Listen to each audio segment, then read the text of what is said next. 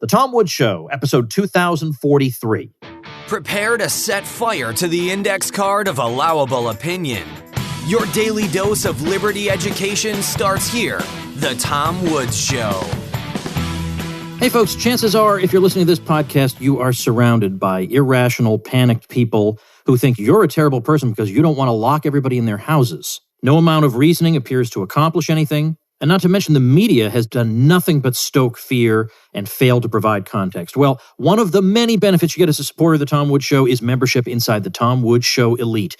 Recently migrated off Facebook, so if that was holding you back, no longer. This group will keep you sane and informed, and as an added bonus, it won't accuse you of wanting to kill your grandmother. Join me in there at supportinglisteners.com. Hey folks, Tom Woods here with all the crazy stuff the current regime is doing right out in the open where we can all see it. We've been distracted from some of the other things it's been doing that haven't made quite as many headlines. So I want to talk today about, we're going to talk about a bunch of things relating to cars, but eventually we're going to get to what the Biden regime is doing with regard to the automobile market and pushing it toward electric cars artificially. We got to get into that because that's going to affect every single person.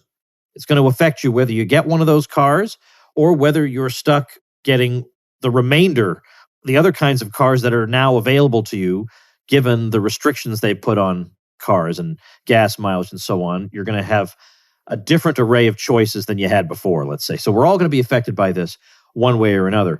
Now, our guest, Eric Peters, who hasn't been on in a while, is a great guy, very knowledgeable about cars and libertarianism and the overlap between the subjects of cars and libertarianism. I'm not really a car guy per se. I need to get around and I like my car, but that's to me as far as it goes. You don't have to be a car guy to listen to and enjoy Eric Peters, and the work he does for us is really important because I think he really is the only such voice out there. A lot of people who have blogs and comment on cars are completely on board with whatever the regime wants to do. But not Eric. He's a really great voice. You can find Eric at his website, Eric Peters Autos, which you can get to most conveniently at epautos.com. Eric, welcome back. Thanks for having me, Tom. It's been quite a while. I have a few things I want to talk to you about, some relating to the state, some not. But let me start off with something that I bet, even though it doesn't touch on libertarianism, a lot of people have to face at one time or another.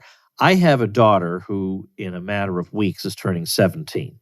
And when she turns 18, she intends to go out on her own, as so many kids do. And it's going to be, given where we live, we don't live in a big city with a lot of public transportation. She's going to have a car.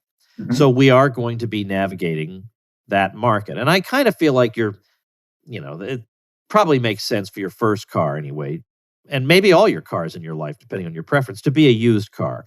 And we really don't know what advice to keep in mind when navigating the used car market. For example, even something like, in fact, I think what was I in the market for? It might have been a minivan or an SUV. Maybe it was an SUV at some point. It's a while ago.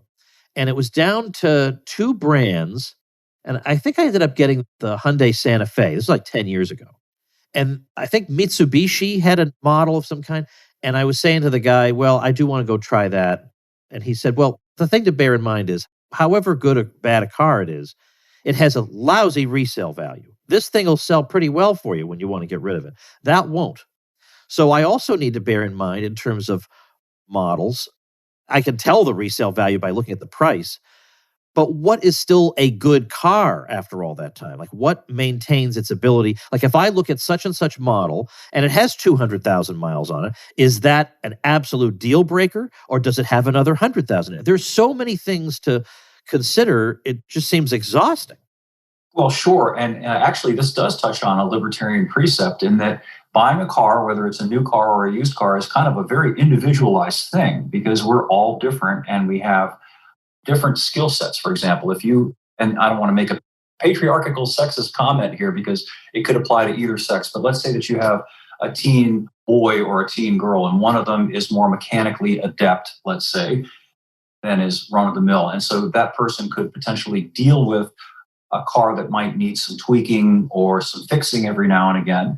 Whereas if you have somebody who knows nothing about cars, doesn't particularly care about the car other than it gets reliably from A to B. Then you're looking at a different kind of parameter there in terms of what you should be looking at. In general, my counsel is to go for something that's blue chip. And there are a number of models in that category that are almost impossible to go wrong with, even if they do have 200,000 miles on them. And they include, predictably, models from Toyota, such as the Corolla and also the Camry, and models that are related to them, including the Avalon and also some of the crossover SUVs like the RAV4. Similarly, from Honda, the Civic is an excellent little car. The Accord is an excellent car. Really hard to go wrong with those, with one asterisk and caveat, and that is the key critical thing with any used car, which is how well was it treated by its prior owner in terms of maintenance. That's everything. You can start out with a fantastic car that was wonderfully built, well designed, but if it was abused by the person who had it before you, it could be the worst car you ever bought. So it's very, very important to look at the maintenance records, and also to have the vehicle looked over by somebody who's competent to do that before you commit to buying it. Okay. So, but how would I do that? It's sitting there on the dealer's lot. Well, what we want to do is seek out an independent mechanic, not that store's mechanic, who would go over the vehicle for you. Of course, it's going to have a cost attached to it. It might pay $75 or whatever to have them put it on the lift and look it over and check it out, see whether there's any evidence of prior accident damage, see whether there's any indication of excess wear and tear, to check out vital systems like the brakes, to see whether there is rust, anything of that nature as a condition of purchase. And any reputable seller will be fine with that. If you're showing serious interest in buying this vehicle, you just want some psychological security, some peace of mind that you're not inheriting somebody else's money pit, they're going to be okay with that. If they're not okay with that, go somewhere else. Okay, fair enough. The thing is, in terms of a budget for a car, you have a kid who, will work in her spare time and, probably do okay and share an apartment with somebody and do her best to, be responsible financially. I guess to some extent, it depends on where, just like with a purchase of anything, depends on where in the country you are. But I'm trying to think of what should she shoot for? And if she were to finance it, I would buy the car outright. She can make the payments to me. Now, of course, I can buy her a car if I want to. I could just say, here's a car. But I don't know. As she's getting started, I think it's good for her to understand what budgeting is and working for things and this and that. I just wish I could get a sense of, because like, for example, I think when it comes to buying houses, they have some kind of metric, and I don't even know if it's true or not, that you should buy a house where the monthly payment you have to make is like 1/3 of your monthly income or something like that. I don't know what to do when it comes with cars. Well, cars are different because really you're talking about essentially a disposable appliance, not a durable good, not, house is a qualitatively different thing.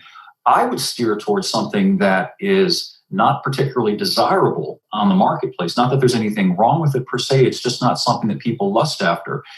One of the greatest examples of that is, and here it comes, a minivan, a used minivan, which could actually turn out to be a fantastic vehicle for a kid just starting out going to college, because, you do a lot of peregrination when you're that age. You're traveling off to college, and then after that, maybe you're going to go to another state to look for work.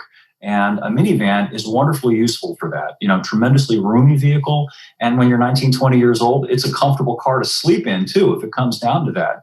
And because they're just not that desirable, they're very utilitarian. People buy them to haul kids around. And what happens? Your kids are going to spill juice, make a mess. So the interior is probably going to have a lot of stains on the seats. The paint's probably going to have some scratches, and the bodywork's going to have some dings. But who cares? If you get a blue chip one like a Toyota Sienna van, for example, or the equivalent from Honda, you've got a vehicle that has the same basic guts as a Camry or an Accord, which means a largely bulletproof drivetrain that's going to go for 250,000 miles or more without needing anything from you. And you're going to pay a whole lot less for something like that than you would for a vehicle that's popular, that people want, for all the market obvious reasons. That's funny. You would think, yeah, of course, there's nothing more, to me, unfashionable than driving a minivan. As someone who, out of sheer necessity, had to drive one for a number of years, now we're down to 4 kids at home, and then the 4th one will be gone. It'll be down to 3. But we just absolutely needed that. And then I found out that there was a 3rd row option for one of the cars I was looking at that was less embarrassing to drive. But But on the other hand, you would think, though, that the sheer size of the vehicle, I haven't looked at what their resale prices are on the used car market, would mean that they would still have to be kind of expensive. So you're telling me that I could conceivably, same model year, let's say 2008, a Toyota Sienna, if they made them in 2008, and a Toyota Camry might actually be the same price? Well, comparable. Okay. Comparable, because the Camry is more popular, and obviously, as you say, it is a bigger vehicle. But you're getting more vehicle, and you're getting more usefulness out of it in a lot of ways. And something else that's important as a parent is that minivan is a big, sturdy vehicle. So if your child does get into an accident, it's going to afford the child a lot more protection than something smaller. Yeah. What would you recommend now? As I say, I'm planning to just buy the vehicle outright and kind of, have her make the payments to me. But suppose I weren't in that position. I couldn't help her to that extent. What would be the next best thing that she would, like, maybe we would go in together on a down payment for her? Like, what do you recommend both from a car buyer standpoint and also from a parent standpoint? Financing used cars is dicey because the interest rates on those things will sometimes absolutely kill you, particularly. Oh, I didn't know that. Yeah, they're considerably higher than they are for new cars, which now, they're essentially nil. They're very, very low interest rates on the new cars. So that, of course, matters significantly when you factor it out over the course of the loan. And that has to do with the fact that the new car has a lot more value to begin with, obviously, than the used vehicle, which is already depreciated to a great extent. So the smart thing to do with buying used vehicles, if possible, is to pay cash for them, or at least to put down as sizable a down payment as you possibly can, so that you can pay the thing off as quickly as possible. Okay, well, that of course makes sense. But now I'm wondering, could it conceivably make sense, instead of going the used car route, to take advantage of super low interest rates and just get a very, very low-end new car, like a Nissan Versa, let's say? Absolutely. And try that? Absolutely. That's a vehicle that has a brand new sticker price, I think around $15,000, if I remember correctly. There's also the Hyundai Accent. There are a couple of cars that you could still buy brand new that have MSRPs or sticker prices around $15,000, and that's pretty dirt cheap. And if you sign up for a 6-year loan with a very low interest rate, you're probably going to be paying, $199, $200 a month for that.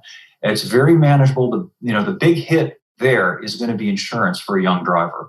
That's the asterisk. So you want to juggle these variables. I would make some phone calls before you decide what you're going to do, and call up your insurance company and say, look, hypothetically, if my 18-year-old daughter were to buy this Nissan Versa, what would the policy cost be?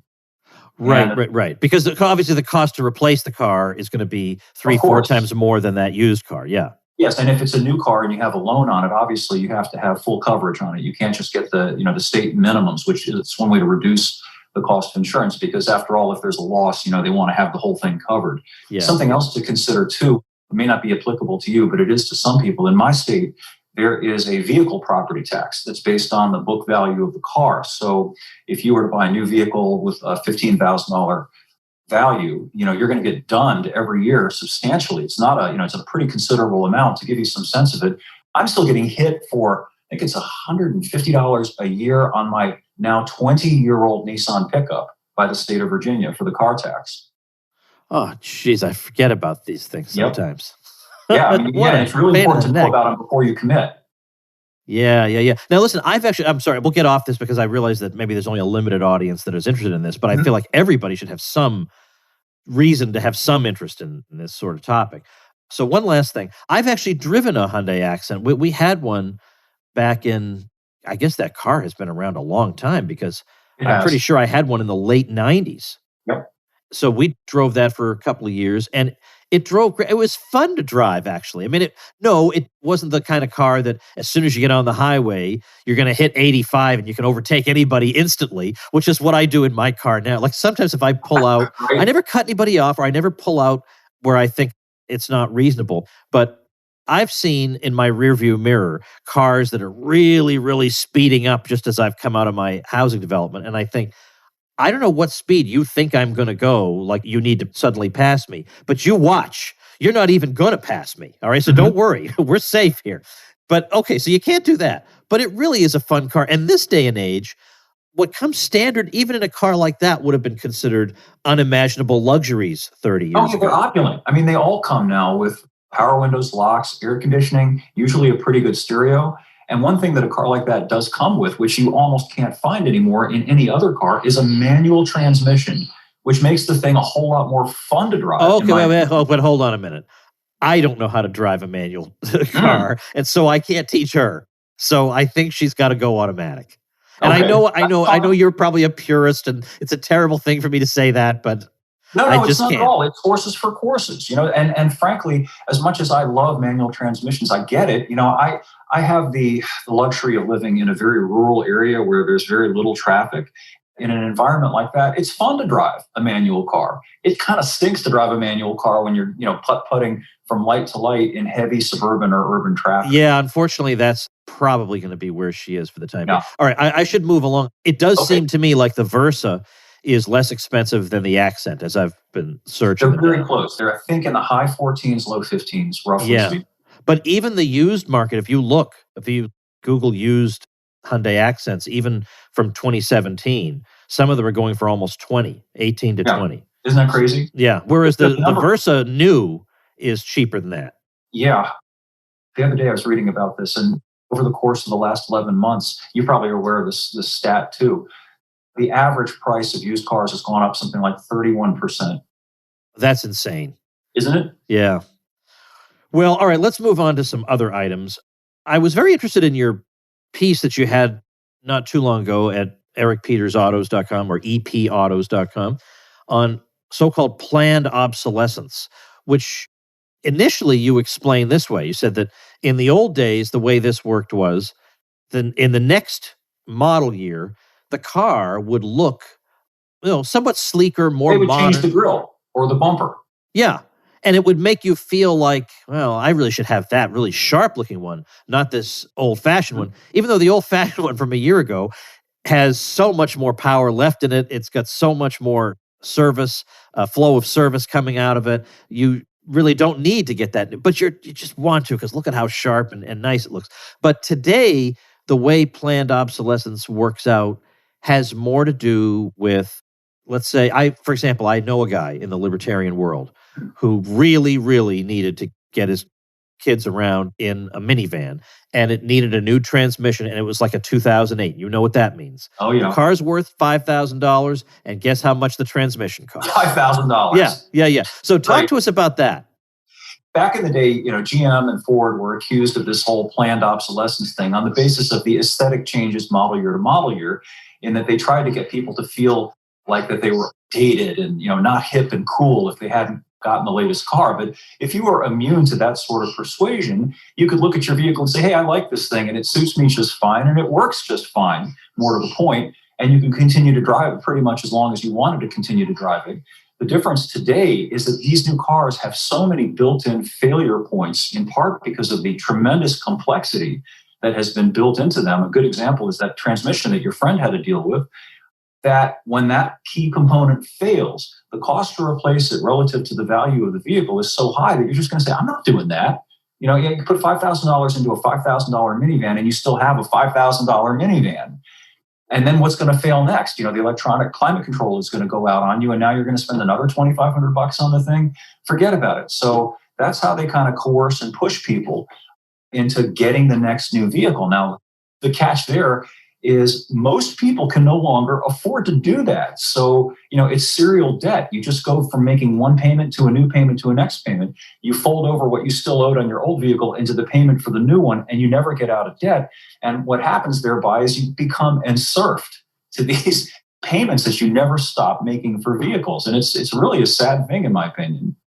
Hey, folks, it's that time of year, time for New Year's resolutions. So I want to share with you an important message from our sponsor, Policy Genius. One thing you've been putting off, and you know you should do, is getting life insurance for people who depend on you. And an easy, super easy way to do that, and a way that helps save you a lot of money to boot, is through Policy Genius. Policy Genius is not an insurance company. They're a broker that helps insurance shoppers like you understand your options. So here's what you do. You go to policygenius.com, answer a few questions about yourself, and in minutes you can work out how much life insurance coverage you need and compare personalized quotes to find your best price. You could save 50% or more on life insurance by comparing quotes with Policy Genius. Their licensed experts will help you understand your options and apply for a policy. You can trust them to offer unbiased help and advocate for you at every step until you're covered. They don't add on extra fees or sell your information to third parties. They have thousands of 5-star reviews. And since 2014, Policy Genius has helped over 30 million people shop for insurance. So head to policygenius.com to get your free life insurance quotes and see how much you could save. That's policygenius.com. I'm curious about what Biden has been up to when it comes to cars, because I've been a little bit distracted by what he's been up to on everything else, right? The mandates and everything else. But, of course, there are other kinds of mandates, not just vaccine ones. Yeah. And I am interested in what the evolution of the car market is going to look like in the U.S. Mm-hmm. And obviously we have states like California that want to accelerate the process, so to speak. But just in terms of the U.S. as a whole, is there anything that the Biden people have been doing that would tend to push the market artificially toward electric cars? Yeah, absolutely. What he did just a couple of weeks ago was to issue what amounts to a de facto ban on vehicles that aren't electric, or at least partially electric, meaning hybrid vehicles, by kicking up the federal corporate average fuel economy mandatory minimums. These are the standards that all car companies have to meet, to about 50 miles per gallon by the 2026 model year. Now, what that means is that the only cars that can meet that standard are small hybrids like the Toyota Prius and a couple of others that are on the market. And it's going to not prohibit cars that don't meet that standard from being available for sale, but make them considerably more expensive to buy via the gas guzzler taxes that are imposed by the government on the vehicles that don't meet that standard. That makes them less affordable. That means fewer people can afford to buy them. That creates an incentive for the manufacturers to stop producing them. What's happening is they're attempting to create a kind of parity between electric cars and conventionally powered cars in terms of the cost by artificially raising the cost of non-electric cars to the high cost of electric cars. This is one of the big problems, in my opinion, with electric cars. I get accused of being anti-EV. I'm not anti-EV. I'm anti the forcing of EVs. And whether you think climate change is real, whether you think electric cars are fabulous or not, at the end of the day, the bottom line is if people can't afford to buy them, it really doesn't matter how good or bad they are, right? I'd like to own a Cirrus Vision jet. I think it would be really nifty if I could run down to the General Aviation Terminal and jump in my $2.1 million personal jet and fly to wherever I want to go. The problem is I can't afford that. And the problem with these electric cars that start around $40,000, by the way, is that most people simply cannot afford that. So they're kind of pushing us out of cars generally, and they're coming out of the closet about that. The UK, I can't remember who he is. You probably caught this too. The Minister of Transportation in the UK actually publicly said that the goal is to eliminate the privately owned car. And that's what this is all about at the end of the day. Yeah. So 2 things about that. The 2026 model year is only 4 model years away. We just entered 2022. Exactly right. And to expect something like that, that's unbelievably unreasonable. But secondly, I've been much too naive over the years. It's not like it's just some unfortunate side effect that, oh, by the way, these cars are going to be very, very expensive and difficult for the average person to buy. I don't like the expression, that's a feature, not a bug, because it just annoys me. But that is exactly what's going on here. These are people who have disliked the independence that comes from independent car ownership from the very beginning. And you see this, by the way, you can see left-wingers who don't like it because people will be less amenable to being planned and managed if they have that kind of independence. But then there are also traditionalist conservatives. I like Russell Kirk, but he never learned to drive a car. He had other people drive him around, and he referred to the car as a mechanical Jacobin. So that is to say, the car can uproot you from all your inherited identities because you could just up and go somewhere else and forge some new identities. And this is destabilizing for societies. And I feel like if you come from some you-know-what hole that's filled with terrible people, then get in your car and go make new identities for yourself. All this stuff be damned as far as I'm concerned. But I think they really do. It's an elite contempt for the average person. That is what is being manifested here. No question. No question. And we no longer have to speculate because we have their own statements now.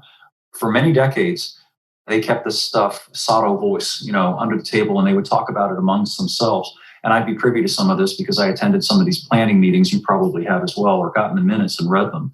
But now they're really blatant about it. And they use terms like road dieting, to take an avenue down from 2 lanes to 1 so as to make it less convenient for people to drive, to eliminate parking spaces in downtown. All of these kinds of things are designed to get the average person out of the car. And an interesting thing about it is, of course, as with all of these things, these same elites that are pushing all of this, they themselves aren't going to be deprived of their personal Of course mobility. not. No way. No way. Right, it just never. means they don't have to rub elbows with any of these people who are beneath them anymore. And that's a lot of what training people to be accustomed to just staying home a lot and making it harder for them to travel. It's so they can go to their little vacation resorts and not have to deal with the occasional uppity American who somehow scraped together the dough to do that himself. Yeah, the American carscape is reviving the Soviet carscape, where you had the apparatchiks. You had Stalin in his Packard limo going through the gate at the Kremlin. And, the people would stand there and take off their caps and watch as he went by. And we're seeing the same thing. You go to DC and you'll see these motorcades of gigantic armored SUVs with big V8 engines, by the way, not electric motors, driving the elite to wherever they want to go at top speed. It's not for us, the little people, to have access to that sort of thing. And it's not just about mobility. There's an economic factor as well that's operative here. A lot of people like being able to, for example, buy more house out in the country or even the suburbs, where as opposed to having to work closer to where they work in a city where everything is more expensive because you're downtown.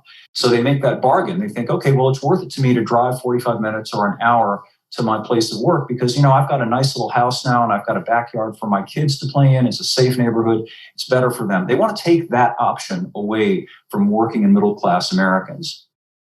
Before we wrap up, I want to talk about your picks for 2022. You always do interesting reviews as the new models get rolled out.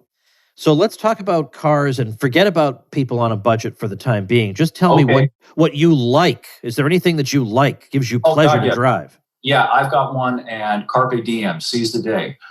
Go out and get a new Dodge Charger or Challenger or V8 powered Ram truck or Jeep product before they stop making them.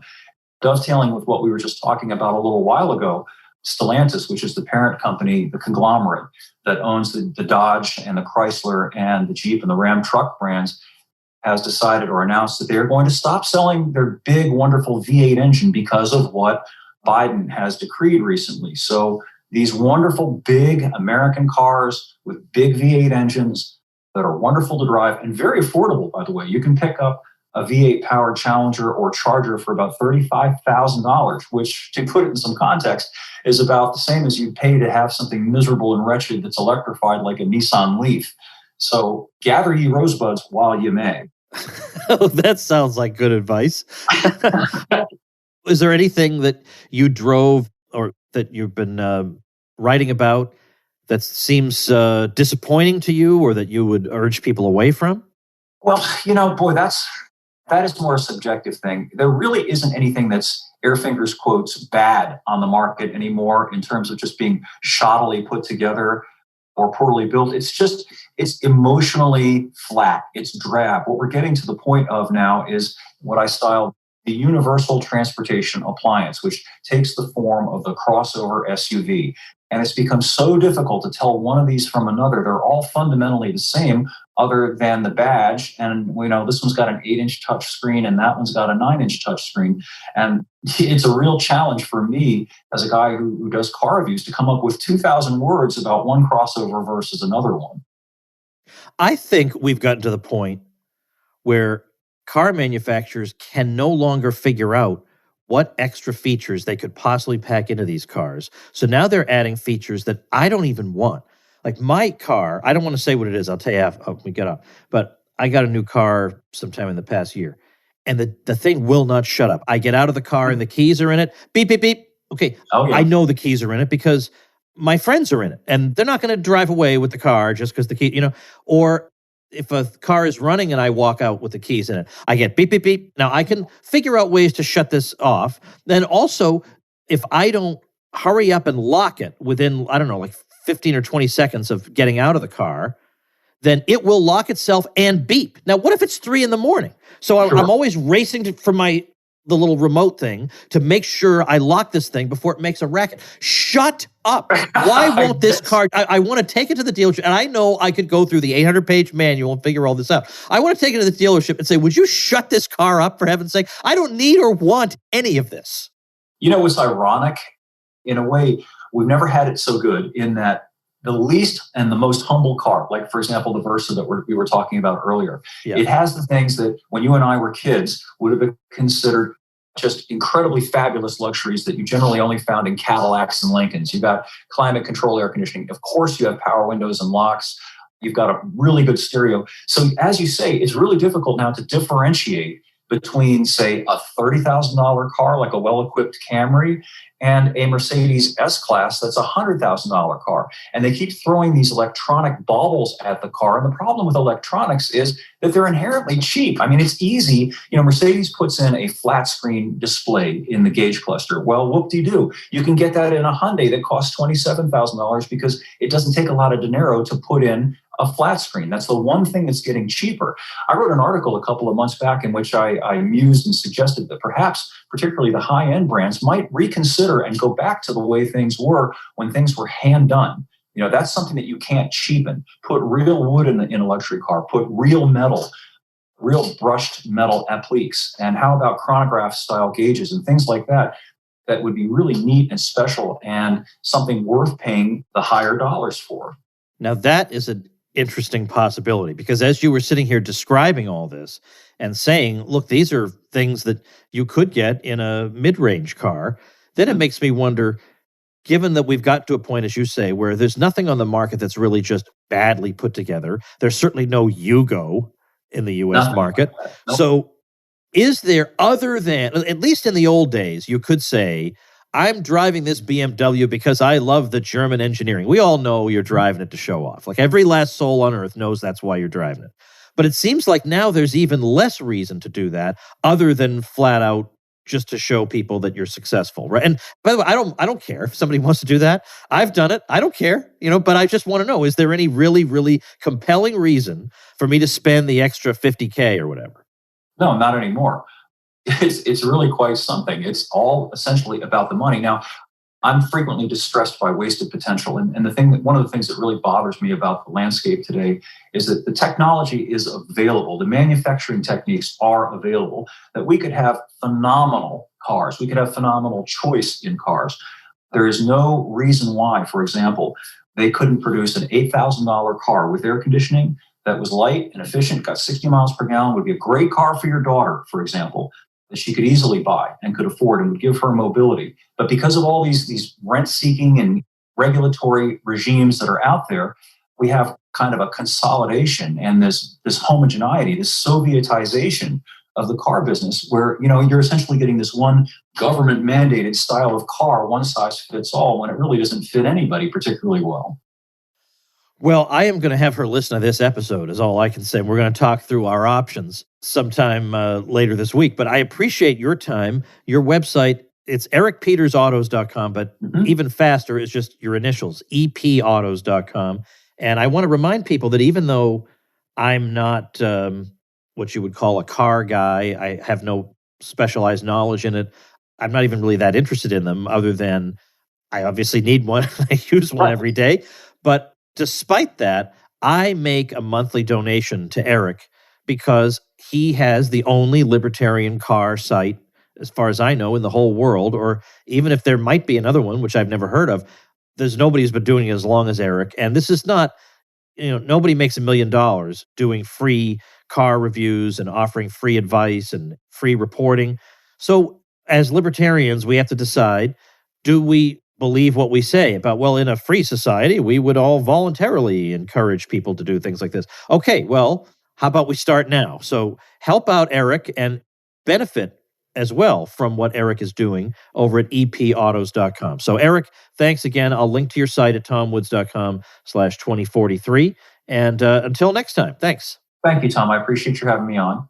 All right, folks, let me tell you about the next episode, 2044. I think what's been happening, again, kind of like what I said at the beginning of this episode, is that with the mandates and restrictions and the virus craziness, I can say, at least speaking for myself, that I have indeed been distracted from other issues that I should have been paying attention to. And I think when there isn't an outright hot war going on, it's also very easy to neglect foreign policy because we feel like, yeah, we know vaguely that it's probably a train wreck, but I don't have time to get to it. I have to focus on what's really front and center in my life. But I think that's a mistake. There are things going on in foreign policy that we need to be aware of. So do not be tempted to skip episode 2044. We need a briefing on foreign policy, and particularly relations between the U.S. and Russia, which is a very, very important topic. So Scott Horton returns to talk to us tomorrow about that subject. So make sure you tune in. And if you like and appreciate what's going on here at the Tom Woods Show, and you would like a haven of normal people to talk to, well, one of the many benefits you get as a supporting listener of the Tom Woods Show is membership inside the Tom Woods Show Elite, which I sometimes call Normal Person Central. Get access to that and warm my heart by visiting supportinglisteners.com. See you tomorrow. Become a smarter libertarian in just 30 minutes a day. Visit tomwoods.com to subscribe to the show for free, and we'll see you next time. Like the sound of the Tom Woods Show? My audio production is provided by Podsworth Media. Check them out at podsworth.com.